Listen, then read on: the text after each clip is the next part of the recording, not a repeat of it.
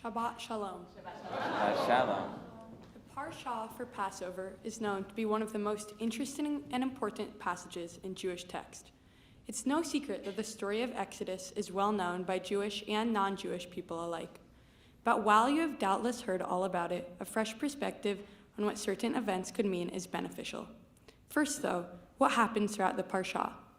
It begins with God explaining to Moses a tax system he should use, where Israelite men enrolled in the army must pay God a specific amount of money to avoid catching a plague. Later, Moses heads up to Mount Sinai to receive the 2 tablets. While he is receiving instructions from God, the people waiting below grow restless and impatient, finally asking Aaron to make a god for them. This leads to the creation of the golden calf, a man-made idol meant to replace God. When Moses comes back down from Mount Sinai, he finds the false idol. In a fit of rage, he smashes the 2 tablets on the ground and must return to Mount Sinai to replace them. There, he and God get into a fight. While God wants to destroy the whole nation for following a false idol, Moses begs him not to. This leads God to ask what Moses truly wants, who answers by saying that he wants to see God. God explains that Moses cannot see his face, but he passes his goodness over him, and Moses is able to see God's back. There are several takeaways you can get from this passage, especially when God passes over Moses. For me, an intriguing part was how Moses could not see God's face, as to not look at God directly. Because God is so mighty and significant, Moses cannot face the true power and must look away as to not be blinded by God's existence. This reminds me of a part in The Hitchhiker's Guide to the Galaxy, where they talk about the greatest torture of all, seeing how insignificant you are compared to the universe. This is called the total perspective vortex.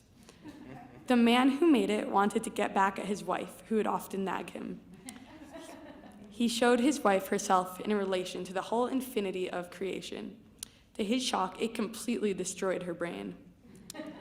Similarly to this, Moses wouldn't be able to survive looking at the true might of God, who, in this example, is compared to the universe. The Hitchhiker's Guide to the Galaxy rings true in the world we live in, too. We humans are completely insignificant when put in perspective with the ever-expanding universe. Every action we do, whether great or small in our eyes, is almost meaningless in the grand scheme of all things. Thinking about our insignificance may appear to be morbid speculation. You could feel worthless, like why bother living your life if you don't matter? On the other hand, you can also use it as a strategy. I'm sure all of us have had several times in our lives where we were under intense pressure. Maybe it was an important job interview, your wedding, or a school presentation. Today, as I undertake my bat mitzvah, I too am faced with pressure. But you can look at the total perspective vortex another way. Because throughout whatever obstacle you're facing, whoever is scrutinizing your work, know that life will go on. If you mess up, it doesn't change the flow of the universe. It doesn't even matter to the universe. When you look at an important task through this lens, you may be able to face your fears head on. Realize that whatever happens, happens. If you're still convinced that all of us being insignificant is a pessimistic way of thinking, look at it another way. Yes, to the universe, nothing we do has any major effect, but that's not the case for each other. Who cares if our actions don't affect anything outside our little bubble of Earth? What matters is how we affect the people around us, all the groups we take part in.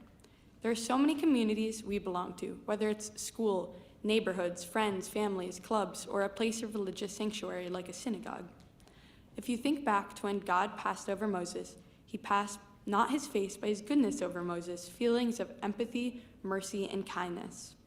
We can do the same for others. Happiness, as well as sadness, often spreads from one person to another.